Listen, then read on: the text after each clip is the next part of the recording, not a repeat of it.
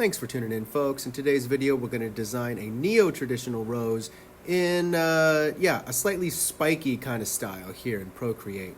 And I'm starting from a stamp pack, but as always, we're going to change things up as we go. So I'm going to mute, or rather turn down the opacity on my original layer. I've got a new layer on top of that I'm drawing on, and then we're just going to kind of go from there. I'm doing a more spiky kind of Gothic version, I guess you could say, of this design, just because I thought it would be fun. I think it'd be a nice way to just do this tutorial. There's no real reason for that except that I think spiky, more Gothic looking roses are cool. And you can tell how I'm making that happen is by adding those little divots in there, adding some slices or cracks in the overall rose petals. And those little details are going to be completely dependent on your personal style, what you want to see. And I personally just thought this would be a fun way to do it. And so, this is probably at like 10x speed. Maybe it's only like 5x, but this is just me going over. Oh, yep. Nope, my eraser's on the... So anyway, getting my proper eraser out for my inking pen. Sorry about that. And I'm just going over, and as you can see, I'm tracing the design, but I am absolutely only using it as my core foundation. I'm not tracing every single line. I'm adding my own design elements to it, and that's why I think it's perfectly acceptable to use stamp packs in this way, because a rose is a rose. Who cares what the name is?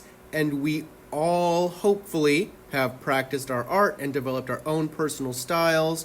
And so using something like this to just get your basic shape language down, to get your basic structure, should be totally acceptable and totally fine. That petal that I just put in there, I'm actually going to go through and edit because it's not spiky enough. And that's definitely something I wanted to keep going here with this specific rose, make it a little more evil looking and that kind of stuff. So that's why I've got all these extra spiked out tips going.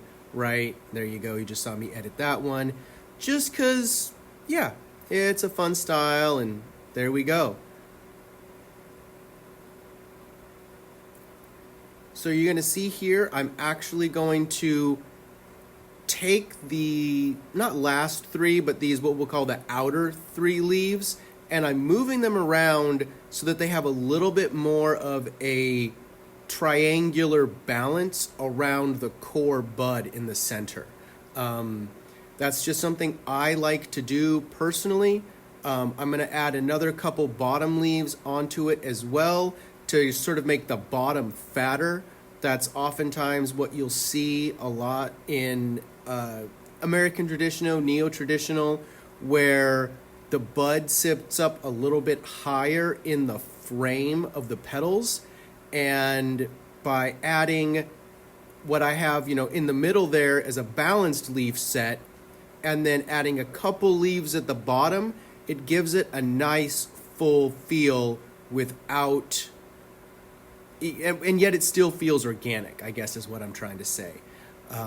Now I'm just going through and choosing some extra little details to put into it.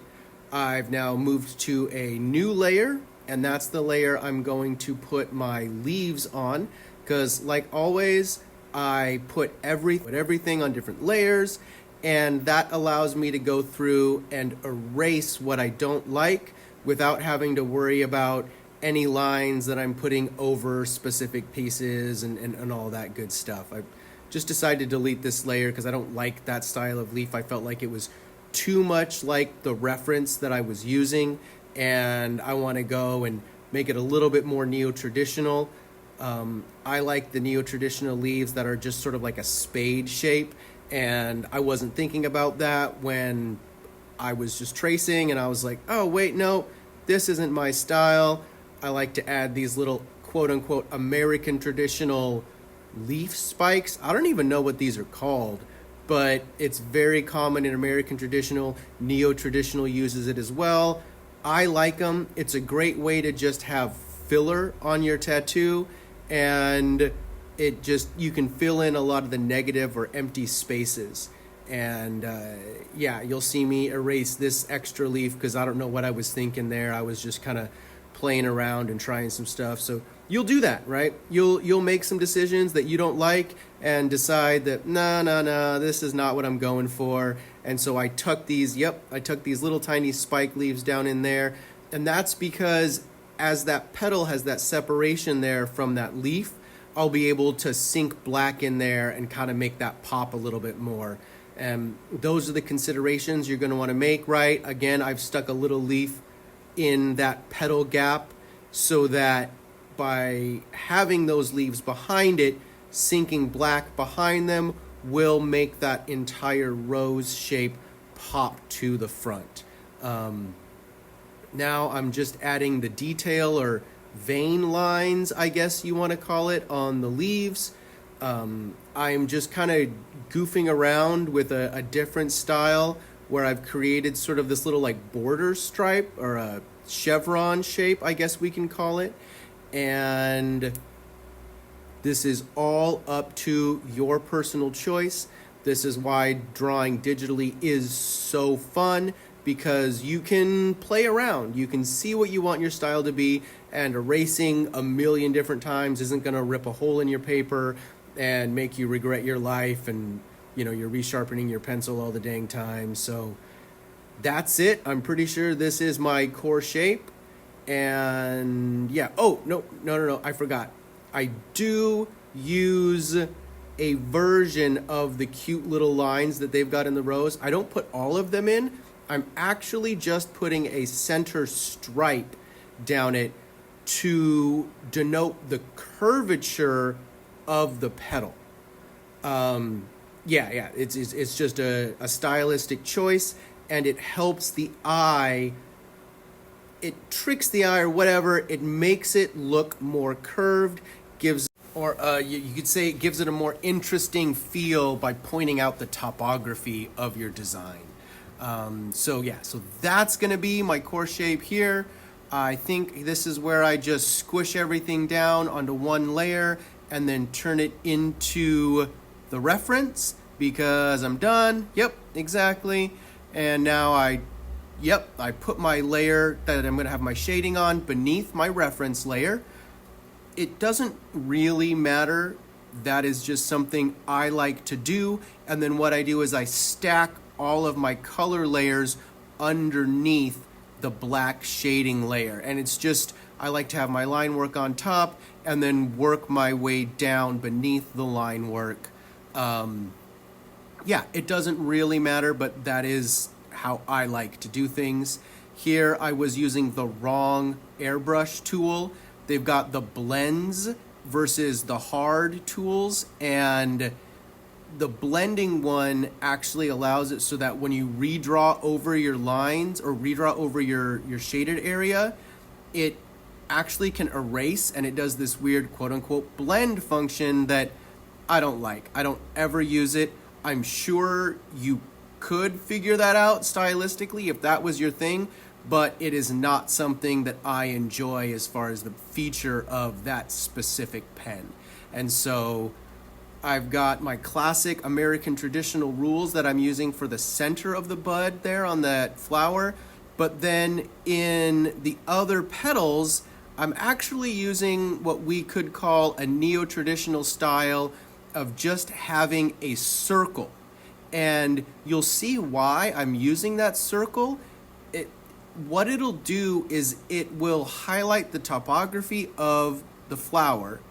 And so the highlights that I'm going to use, or the skin break, is going to arch around that circle that I've created. You'll see that start to flesh in here. There's so many different choices you can make. That leaf or that petal, how I did it there, absolutely, on a human person, you could absolutely use that much skin break. It works out really, really well. But I decide I want to have even fewer skin breaks, and I just go for a much more saturated style of finish work on this specific piece. Again, it's all up to your own personal style. These are choices that you're going to make once you get into tattooing, or just even if you're here just for the digital art. There are no wrong choices unless you're literally coloring it in the wrong spots and you're not communicating the curvature of the design, right? Yeah, these are all, it's all valid. It's all really cool. There's a million different ways you can do all of these different shapes, but this one specifically, I'm kind of creating a highlight around that middle center 1/3 line of the leaf to show that that's the topmost or highest portion of those petals. Excuse me, petals, not leaves. And then, yeah, I start a new layer to do my yellows on, and I'm leaving skin breaks in those. I'm now just going through and using a nice distressed or muted green and making some decisions about whether or not I want to leave skin breaks. And I chose not to leave skin breaks in the background elements. Having those be more saturated actually helps the lighter elements of the skin breaks in the main rows pop forward.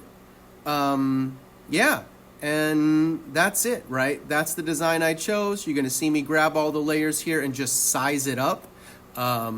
You can squish all of this down into one color layer, but I don't recommend that personally because there's a really cool tool in that magic wand function up on the upper left-hand corner where you can actually push the color wheel around and change individual colors.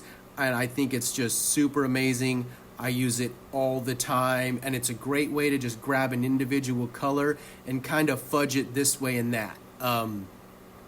Teal, of course, goes really, really good because it's opposite the color wheel from orange, but it's a really nice way to not just have more green, which is opposite the color wheel from red, and I like teal. It makes a really nice background color to make things pop. Here I'm just adding some black schmutzy stuff because a lot of neo-traditional designs will have these fun little black dots, but instead of doing them manually, individually, I've just grabbed a spray paint brush and using that for it. I think I add like one more little black splash. Yep, exactly. That's the design, folks. Like, comment, subscribe. Let me know if you have any questions at all. I am here to answer them, and thanks for staying tuned for this neo-traditional rose piece. See you later.